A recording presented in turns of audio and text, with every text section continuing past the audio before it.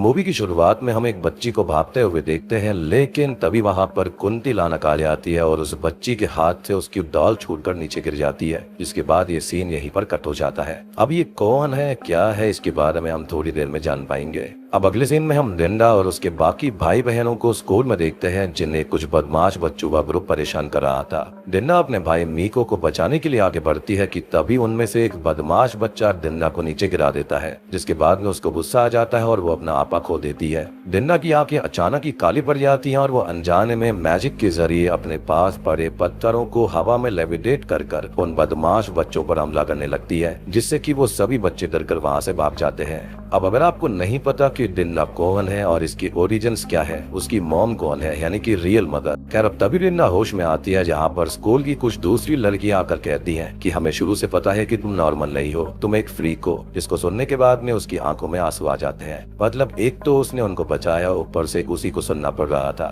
खैर अब उसी रात डिंडा अपने रूम में चुपचाप उदास होकर बैठी होती है, जहाँ पर आंट डोना यानी कि उसकी मॉम आती है। यानी कि उसकी रियल मॉम नहीं, लेकिन वो उनको मॉम ही बोलती थी, जिनसे कि डिंडा ये पूछती है कि क्या वो सच में एक फ्रीक है, जिस पर वो उसको समझाती है कि वो असल में एक स्पेशल चाइल्ड है और इसलिए उसे दुखी नहीं होना चाहिए। अब ये सुनकर डिंडा बताने लगती है कि जब से वो ओजुंग सीदो विलेज से कुंती लानक को मारकर लौटी है, तब से उसे ऐसा एहसास होता है कि उसके अंदर कोई खतरनाक शक्ति है, जिस पर मॉम उसको कहती है कि तुम यूनिक हो, खतरनाक नहीं। इसलिए अगर तुम्हें कोई भी फ्रीक बोलता है तो तुम उनकी बातों पर ध्यान नहीं देना। अब अगले दिन आंट डोना अपने सभी अडॉप्टेड बच्चों के साथ 3 साल पूरे होने की खुशी में केक काटती हैं। लेकिन केक काटने से पहले जैसे ही सभी लोग कैंडल ब्लो करने के लिए फूंक मारते हैं कि तभी अचानक से ही डिंडा को कुंती लानक नजर आने लगती है, जिससे वो काफी डर जाती है, लेकिन वो किसी को भी इसके बारे में नहीं बताती। उसी रात अब डिंडा सो रही होती है कि तभी उसे नॉक करने की आवाज आने लगती है, जिसके बाद में वो उठकर कमरे से बाहर जाती है, जहाँ पर उसे सफेद चादर में कोई दिखता है, जो कि उसे डराने की कोशिश कर रहा था। अब यहाँ पर वो इतनी डर जाती है कि वो अपना आपा खोकर वापस से उसी मैजिक को यूज करने लगती है, जिससे कि चादर में छिपा हुआ पंजी बुरी तरह से घायल हो जाता है। यहाँ पर डिंडा को ऐसा करता देख एम्बर भी बीच में आती है, लेकिन वो उसको मैजिक से घायल कर देती है। यानी कि यहाँ पर सभी बच्चे, उसके भाई बहन उसके साथ न मजाक कर उसको डरा रहे थे, लेकिन उसने अनजाने में अपने ही भाई बहनों को घायल करके हॉस्पिटल पहुंचा दिया, क्योंकि ऐसी शक्तियों का इस्तेमाल उसने आज से पहले ज्यादा नहीं किया था। अब डिंडा इससे काफी दुखी हो जाती है और अपनी मॉम से कहती है कि वो अपने भाई बहनों के लिए खतरा नहीं बनना चाहती, इसलिए उसने माता हाथी स्कूल में जाने का फैसला किया है, जो कि साइकिक बच्चों का स्कूल था। जिसके बाद में मॉम उसे माता हाथी स्कूल लेकर जाती है, जहाँ पर रास्ते में उन्हें एक अजीब सा हैंगिंग ट्री नजर आता है। खैर स्कूल पहुंचने के बाद में डिंडा और मॉम को पता चलता है कि उस स्कूल के अंदर सारे गिफ्टेड बच्चे पढ़ते हैं, यानी कि ऐसे बच्चे जिनके पास में जन्म से ही स्पेशल पावर्स होती हैं। अब यहाँ पर वहाँ की एक टीचर मिस एरला उनको बताती है कि स्कूल के अंदर पढ़ने वाले टीचर्स के पास भी मैजिकल पावर्स हैं और यहाँ पर बच्चों को उनकी पावर्स को कंट्रोल करना और उसे सही तरीके से यूज करने के बारे में सिखाया जाता है। इसके अलावा मिस एरला डिंडा को देखते ही बता लेती है कि उसके पास बेहद स्पेशल साइकिक पावर्स हैं, जिसकी एनर्जी से वो अपने आसपास की चीजों को कंट्रोल कर पाती है। अब इसके बाद में उन दोनों को स्कूल के हेडमास्टर बास्कोरो के कैबिन में लाया जाता है, जहाँ पर उन्हें एक मूविंग पेंटिंग दिखाई जाती है, जिसके बारे में पूछने पर पता चलता है कि ये पेंटिंग असल में माँ कुस्नो और उसकी लास्ट वाइफ इयांग सुकमा की है।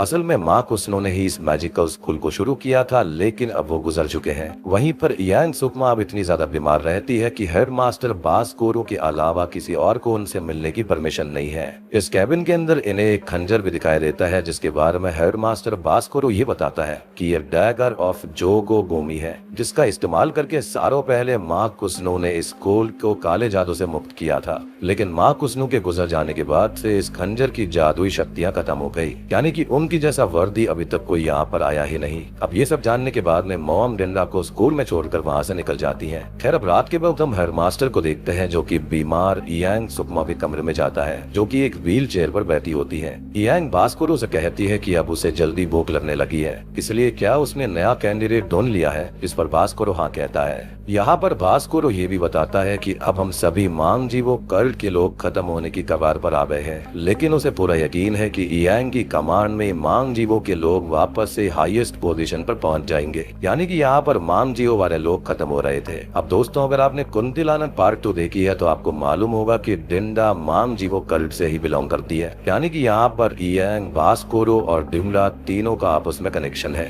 मीनवाइल हम डिंडा को देखते हैं जो कि अपने हॉस्टल एक कमरे में सोने जाती है, जहाँ पर उसे माला और ऊची मिलती है। यहाँ पर माला उसको बताती है कि अगर वो किसी दूसरे के सामान को छू ले तो उसे उस सामान के ओनर का दर्द महसूस होता है, लेकिन माला को जितना दर्द महसूस होगा सामने वाले का दर्द उतना ही कम हो जाता है। यानी कि माला के पास में हीलिंग पावर्स थी, वहीं पर ऊची के पास में टेलीपोर्टेशन की पावर होती है। यहाँ माना और ऊची डिंडा को बताती है कि पहले उनके रूम के अंदर सित्रा नाम की लड़की रहती थी, लेकिन वो पहले ही दिन की बात से ना जाने कहाँ गायब हो गई। उधर मीको अब इंटरनेट पर माता हाथी स्कूल के बारे में पढ़ता है, जिससे उसको पता चलता है कि हर साल माता हाथी स्कूल से बच्चे रहस्यमय तरीके से गायब हो जाते हैं, और उन सभी के गायब होने पर स्कूल वाले ये जवाब देते हैं कि बच्चे अपने घर जाने के लिए स्कूल से निकले थे, लेकिन घर नहीं पहुंचे तो इसमें उनकी गलती तो नहीं है। और गायब होने वाले बच्चों में से एक बच्चे ने गायब होने से पहले कुंतिलानक को देखा था।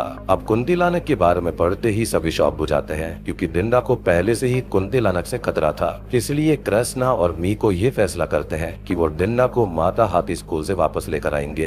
अब अगले दिन हम डिंडा को क्लासरूम में देखते हैं, जहाँ पर मिस एडला उसे अपना दिमाग शांत करके मैजिक प्रैक्टिस करने को बोलती हैं। इस पर वो मैजिक से पास में ही पड़े पेन को उठाने की कोशिश करती है, लेकिन हमेशा की तरह ही डिंडा का मैजिक आउट ऑफ कंट्रोल हो जाता है, जिससे पूरे स्कूल में उसके मैजिक की एनर्जी फैल जाती है। जोगो भूमि का जो खंजर होता है वो भी हिलने लगता है, जिसे भास्कोरो हिलते हुए देख लेता है। और तो और इयांग, सुकमा और मास्टर बेजो को भी डिंडा की एनर्जी फील होने लगती है, लेकिन फिर थोड़े ही टाइम में डिंडा नॉर्मल हो जाती है। दूसरी तरफ अब क्लास के बाद में मास्टर बेजो और मिस एडला मिलते हैं। यहाँ पर मिस एडला कहती है कि इयांग, सुकमा ने कहा था कि सिर्फ मांग जीवो के वंशज के पास ही स्कूल को बचाने या फिर खत्म करने की पावर्स हैं, लेकिन अगर इयांग को पता चल गया कि डिंडा ही वो लड़की है तो क्या होगा, और इतना कहते ही वो चुप हो जाती है। इस पर मास्टर बेजो कहते हैं कि अब उन्हें डिंडा को इयांग से बचाना होगा, यानी कि यहाँ पर चीजें काफी अजीब चल रही थी। मीनवाइल भास्कोरो इयांग, सुकमा के पास में जाता है और वो उसको कहती है कि शायद अब मांग जीवो की भविष्यवाणी के सच होने का समय आ चुका है, जिसके अकॉर्डिंग जोगो भूमि के खंजर को सिर्फ मांग जीवो का वंशज ही ला सकता है, और अगर ऐसा सच में हुआ तो अब वो और इयांग, सुकमा 80 सालों तक एक हो जाएंगे। अब दोस्तों, यहाँ पर इयांग, सुकमा अपने और भास्कोरो के एक होने की बात नहीं कर रही थी, बल्कि किसी और की ही बात हो रही है, जिसके बारे में हम थोड़ी देर में जान पाएंगे। और अगर अभी तक आप ये नहीं समझ पा रहे हैं कि मांग जीवो क्या है, तो मैं आपको शॉर्टकट में बता दूं कि मांग जीवो कर्ड की लोगों ने ही सबसे पहले कुंतिलानक को बनाया था। Now coming back to the story, जहाँ पर हम भास्कोरो को देखते हैं जो कि एक बच्ची को किडनैप करके एक कमरे में लेकर आता है। मीनवाइल मीको और कृष्णा माता हाथी स्कूल पहुंच जाते हैं, जहाँ पर उनकी मुलाकात मिस एडला और मास्टर बेजो से होती है, जो कि उन दोनों से कहते हैं कि तुम दोनों अभी डिंडा से कुंतिलानक के बारे में कुछ नहीं कहोगे, और जब तक हम सारी सच्चाई का पता नहीं लगा लेते तुम दोनों इसी स्कूल में स्टूडेंट्स बनकर रहोगे। मीनवाइल डिंडा को मीको और कृष्णा के हॉस्टल में होने का एहसास हो जाता है और वो सीधा उनके रूम में पहुंच जाती है, जहाँ पर कृष्णा उसे अपने साथ घर चलने को कहता है, लेकिन डिंडा उसको कहती है कि वो यहाँ पर खुश है और वो घर नहीं जाएगी। असल में डिंडा को इन सब के लिए बहुत ही ज्यादा फिक्र होती है, इसलिए वो वहाँ पर नहीं जाना चाहती थी।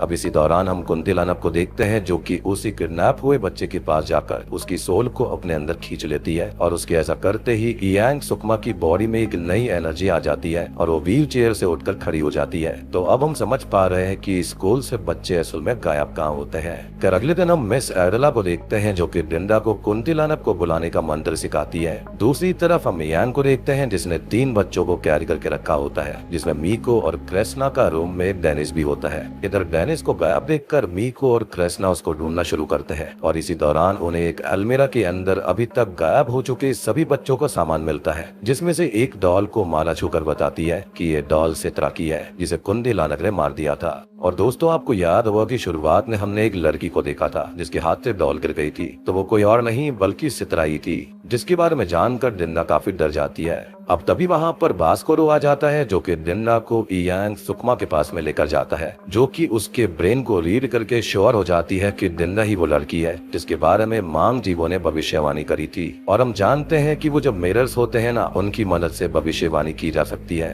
खैर, उधर मिस एडला और मास्टर बेजो कुंतिलानक को खत्म खत्म करने के लिए एक जादुई किताब पढ़ते हैं, जिससे उनको पता चलता है कि कुंतिलानक को प्यार और हिम्मत की ताकत से हराया जा सकता है। वहीं दूसरी तरफ भास्कोरो और मिस लेमो एक एक करके बच्चों को किडनैप करना शुरू कर देते हैं। यानी कि यहाँ पर काफी सारे टीचर्स भी इस चीज में शामिल थे। अब इसके बाद में अगले दिन इयांग सुकुमा डिन्ना को अपने पास बुलाती है और उसे बताती है कि डिन्ना माम जीवों की आखिरी वंशज है, जिसका वो सालों से इंतजार कर रही थी, और डिन्ना ही वो अकेली लड़की है जो कि उसकी पावर्स को बढ़ा सकती है। अब ये सब सुनकर डिन्ना बेहोश हो जाती है। और दोस्तों, यहाँ पर खुलते हैं इस मूवी के असली पत्ते। यहाँ पर इयांग सुकुमा बताती है कि कई दशक पहले न्यायी रातो उसके पास में आई थी और उसने इयांग से ये कहा कि वो इयांग की बॉडी से जुड़ जाएगी, जिससे कि इयांग और न्यायी रातो दोनों साथ में पावरफुल बन जाएंगे और सालों तक जिंदा रहेंगे। लेकिन ये साथ बनाए रखने के लिए उसे साइकिक बच्चों यानी कि मैजिकल पावर्स वाले बच्चों की आत्मा चाहिए होगी, जो कि उन्हें कम से कम 1 साल तक साथ में पावरफुल बनाए रखेगी। और फिलहाल जो कुंतिलानक यहाँ पर रहती है वो कोई और नहीं बल्कि न्यायी रातो ही है, जो कि कुंतिलानक में कन्वर्ट हो चुकी है। और ऐसा कैसे होता है, ये सारी डिटेल्स आपको पता है काम मिलेंगी।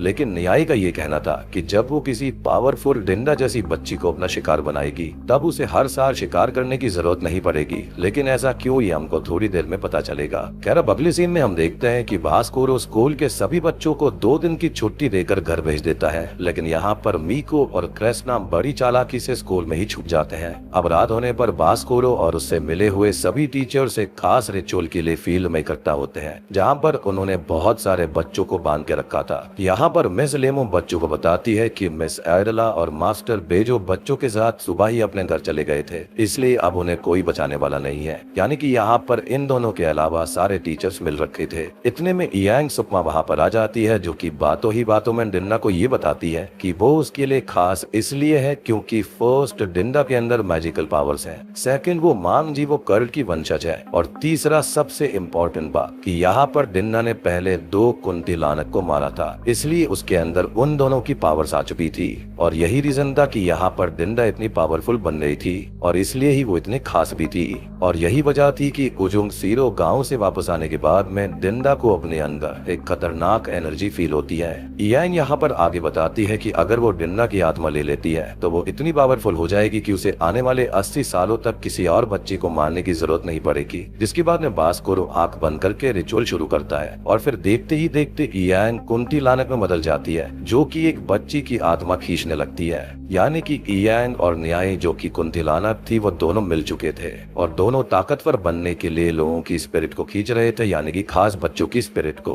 अब इसके बाद में पीछे छिपी हुई मिस एडला कुछ टीचर्स को अपने वश में करके भास्कोरो को पिटवाने लगती है, यानी कि ये दोनों वापस नहीं गए थे। मीनवाइल मास्टर बेजो, मीको और क्रेस्ना सभी बच्चों को आजाद करके वहाँ से भागते हैं। लेकिन तभी डिन्ना पर कुछ टीचर्स अटैक करने की कोशिश करते हैं, जिनसे बचने के लिए डिन्ना ऐसा जोरदार मैजिक करती है कि वो टीचर्स तो मारे ही जाते हैं। साथ में साथ जोको गोमी के खंजर के अंदर बहुत ही ज्यादा हलचल होती है और उसकी जो कवर होती है ना, वो भी टूट जाती है। और तो और कुंतिलानक भी वहाँ से गायब हो जाती है, यानी कि उसकी शक्ति बहुत ही खतरनाक थी। और मैं तो ये सोच रहा हूँ कि अभी तो वो बच्ची है, बड़ी होकर क्या करेगी। इसी बीच भास्कोरो उन टीचर्स को खत्म कर देता है, लेकिन दूसरी तरफ 2 बच्चे मिलकर अपनी शक्तियों से मिस लेमो को खत्म करते हैं। इसके बाद में सभी बच्चे मिस एडला के साथ भागते हैं, जबकि मास्टर बेजो भास्कोरो को रोकने के लिए पीछे रुक जाते हैं। जहाँ पर भास्कोरो कहता है कि तुम भी हमें ज्वाइन करके मांग जीवो बन सकते हो, लेकिन मास्टर बेजो उसको मना कर देता है और फिर दोनों के बीच में जोरदार फाइट होती है, जिसके अंदर भास्कोरो खत्म हो जाता है।